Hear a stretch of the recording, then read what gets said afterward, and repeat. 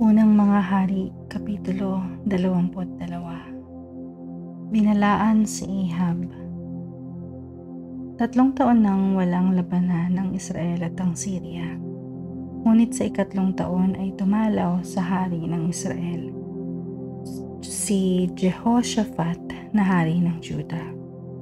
Nasabi na noon ng hari ng Israel sa kanyang mga pinuno, "Alam ninyo na ang Ramoth Gilead ay atin, ngunit wala tayong ginagawang hakbang upang mabawi iyon sa hari ng Syria." Ngayon namay si Jehoshaphat ang kanyang hinimok. Ang sabi niya, "Samahan mo naman kami sa paglusob sa Ramoth Gilead." Sumagot si Jehoshaphat, "Kasama mo ako at ang aking mga tauhan at ang aming mga kabayo at kasangkapan. Ngunit sumangguni muna tayo kay Yahweh." Ang hula ng mga bulaang propeta. Tinipon nga ni Haring Ahab ng Israel ang kanyang mga propeta. May 400 silang lahat at itinanong, "Dapat ko bang salakayin ang Ramoth Gilead?" "Salakayin ninyo, tutulungan kayo ni Yahweh at matatalo ninyo ang kaaway," sagot ng mga propeta. Ngunit iginiit ni Jehoshaphat, "Wala na bang ibang propeta ni Yahweh na maaari nating pagtanungan?" Mayroon pang isa, si Mikaya na anak ni Imla. Ngunit galit ako sa kanya sapagkat lagi na lamang masama ang hula niya sa akin. "Wala nang mabuti," sabi ni Ahab.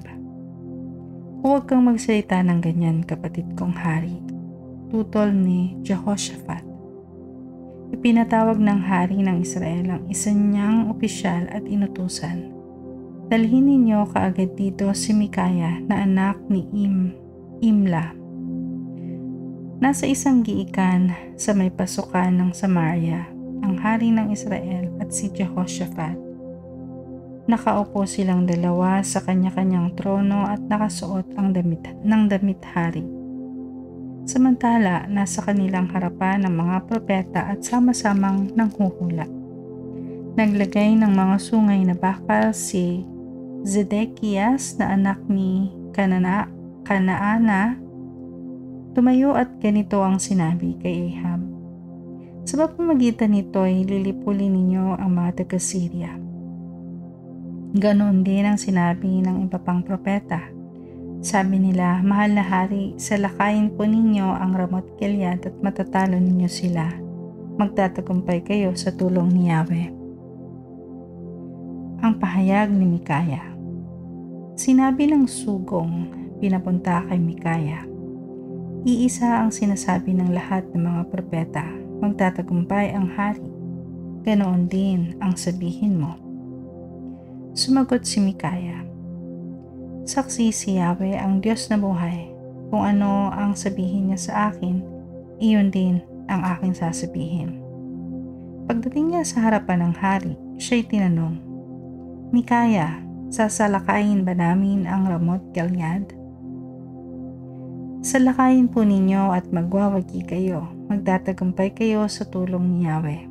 Ngunit siya'y muling tinanong ng hari, "Ilang ulit ko bang sasabihin sa iyo na pawang katotohanan lamang ang sasabihin mo sa pangalan ni Yahweh?" Kaya't sinabi ni Mikaya,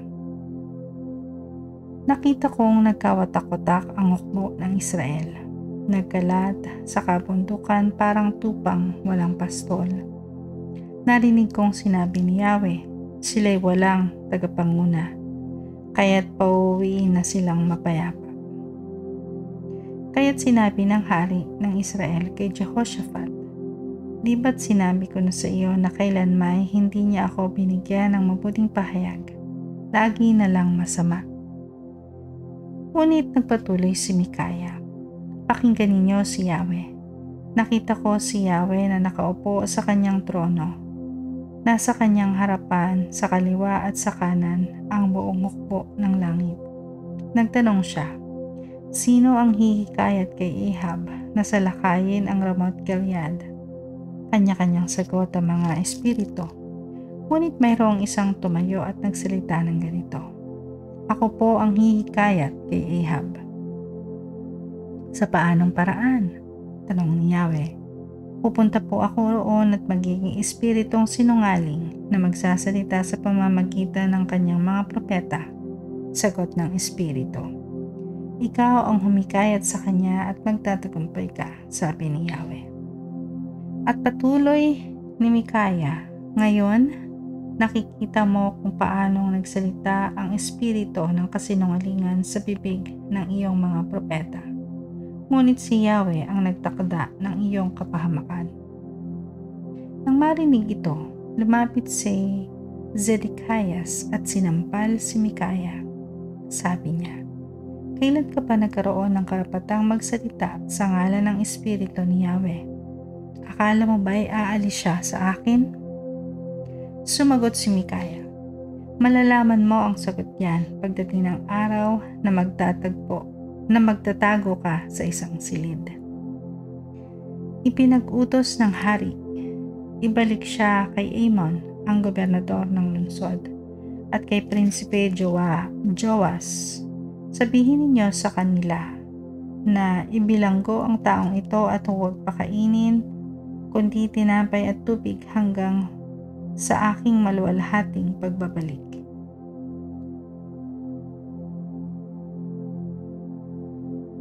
Sinabi ni Mikaya, "Kapag kayo'y nakabalik ng buhay, hindi nga si Yahweh ang nagsalita sa pamamagitan ko." Sinabi pa niya, "Tandaan ninyo ang lahat ng sinabi ko." Napatay si Ahab sa Ramoth Gilead.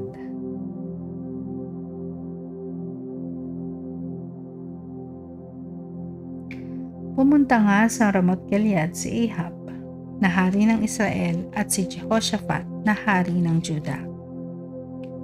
Sinabi ng hari ng Israel kay Jehoshaphat, "Magbabalat kayo ako papunta sa labanan, ngunit ikaw ay maaari magpatuloy na nakadamit hari."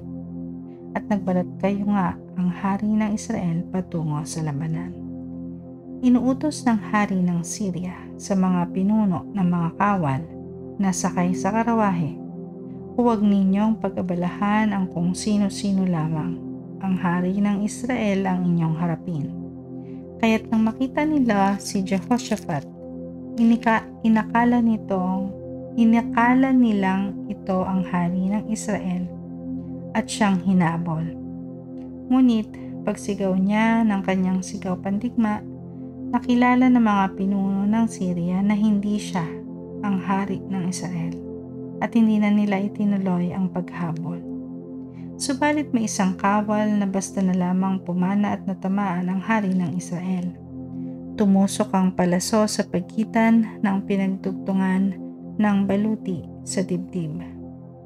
Kaya't iniutos niya sa kawal na nagpapatakbo ng karawahe, "Ibuelta mo ang karawahe, may tama ako, umalis na tayo rito." Mahigpit ang labanan ng araw na iyon at ang hari na natiling nakatayo sa kanyang karawahe sa tapat ng mga Sireyo hanggang sa siya'y mamatay nang lumulubog na ang araw. Dumanak ang dugo niya sa sahig ng karawahe. Pagdabog ng araw, narinig ng buong hukbo ng Israel ang sigaw, "Tumakas na kayo, magsiuwi na kayong lahat." Namatay nga ang hari at dinala niya ang bangkay sa Samaria upang doon ilibing. Nang hugasan ang karawahe ng hari sa batis ng Samaria, hinimod ng mga aso ang kanyang dugo. Samantala, may mga babaeng nagbebenta ng aliw at naliligo sa batis at naipaligo nila ang tubig na iyon. Sa ganoong paraan, natupad ang sinabi ni Yahweh. Ang iba pang mga ginawa ni Ahab, pati ang tungkol sa ipinagawa niyang palasyo na napapalamutian ng garing at ang mga lungsod na kanyang itinayo, ay nakasulat sa kasaysayan ng mga hari ng Israel. Pagkamatay ni Ahab, humalili sa kanya bilang hari ang kanyang anak na si Ahazias. Paghahari ni Jehoshaphat sa Juda. Naging hari ng Juda si Jehoshaphat na anak ni Asa noong ika-4 na taon ng paghahari ni Ahab sa Israel. 35 taong gulang siya noong siya'y maupo sa trono ng Juda. At naghari siya sa Jerusalem sa loob ng 25 taon. Ang kanyang ina ay si Ayuba na anak ni Silhi. Sumunod siya sa halimbawa ng kanyang amang si Asa. Ginawa niya ang mabuti sa paningin ni Yahweh, subalit hindi niya ipinawasak ang mga lugar ng sambahan ng mga pagano at nagpatuloy ang mga tao sa pag-aalay doon at pagsunog ng insenso. Nagpagkasundo rin si Jehoshaphat sa hari ng Israel. Ang iba pang ginawa ni Jehoshaphat, ang kanyang kagitingan, ang kanyang mga pakikipaglaban ay nakasulat sa kasaysayan ng mga hari ng Juda. Pinalayas niya ang mga lalaki at mga babaeng nagbenta ng panandaliang aliw sa mga sagradong lugar na natitira pa sa kaharian. Nakaligtas ang mga ito noong panahon pa ni Asa na kanyang ama. Walang hari noon sa Edom. Ang namamahala dito ay isang kinatawan ng hari ng Juda. Nagpagawa si Jehoshaphat ng mga malalaking barko upang maglayag patungo sa Ophir at mag-uwi ng ginto. Ngunit hindi nakaalis ang mga iyon sapagkat nawasak sa Ezion-Geber. Iminungkahi pa ni Ahazias kay Jehoshaphat, pagsamahin natin ang ating mga tauhan sa paglalakbay ng ating mga barko. Ngunit hindi pumayag si Jehoshaphat. Nang mamatay si Jehoshaphat, inilibing siya sa libingan ng mga hari sa lungsod ni David na kanyang ninuno. Umalili sa kanya si Jehoram bilang hari. Ang paghahari ni Ahazias sa Israel. Nang ika-17 taon ng paghahari ni Jehoshaphat sa Juda, naghari naman sa Israel si Ahazias na anak ni Ahab. 2 taon siyang naghari. Ginawa rin niya ang mga bagay na hindi kalugod-lugod kay Yahweh. Sinundan niya ang masasamang halimbawa ng kanyang ama Dina at ni Jeroboam na anak ni Nebat. Ibinunsod din niya ang Israel sa pagkakasala. Naglingkod siya at sumamba kay Baal. Ginalit niya si Yahweh, ang Diyos ng Israel, tulad ng ginawa ng kanyang ama noong una.